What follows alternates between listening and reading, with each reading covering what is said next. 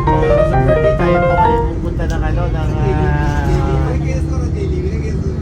ng isang supermarket at tayo po ay bibili ng ice cream kasi po yung panahon dito ay napakainit. Kailangan po magpalamig po tayo mga Super D, ano, at titignan po natin kung anong may bibili natin ice cream, ano. At maya ay bababa na po tayo. Tignan po natin ice cream na masarap na mapupuksa ang init. Yan, yung ice cream. Tayo po ay bababa na po mga Super D.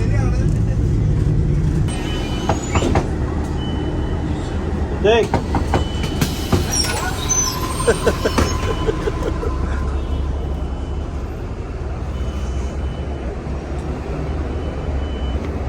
Ba't binigay mo? Yan. Tayo po ay ito, lalakad na po tayo dito.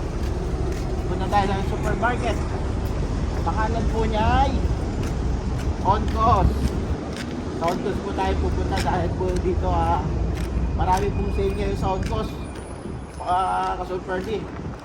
So, bisitahin po ninyo yung Oncos, ano, at presyong kayang-kaya, presyong pangmasa. Ay, kaya po pasyalan po ninyo. Hindi po kayo lungit, marami pong mga Filipino food dito. Kuya Steve, akla to? Kaya po, ano? Sasabi sa'yo? Super D. Yan po yung Oncos sa ating mamimili po tayo sa loob. Pakainit po dito ngayon. Kaya napakahirap pong lumabas. Pag lumabas kayo talagang sobrang init po. Parang ayaw na po din lumabas sa bahay pagka araw kasi napakainit. So andito na po tayo sa Oncos, ano? Ito po yung Oncos ngayon. Ating papasukin. Super D. So yan.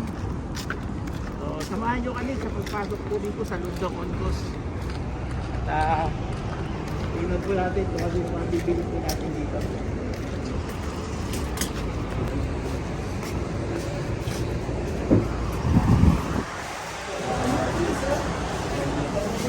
Yan po yung Lundong Oncos ngayon. Napaka-luwag, malinis. At ngayon po, pati po ay pupunta po tayo dito sa baba.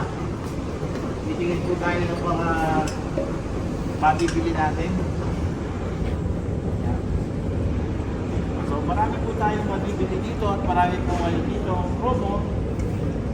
promotion.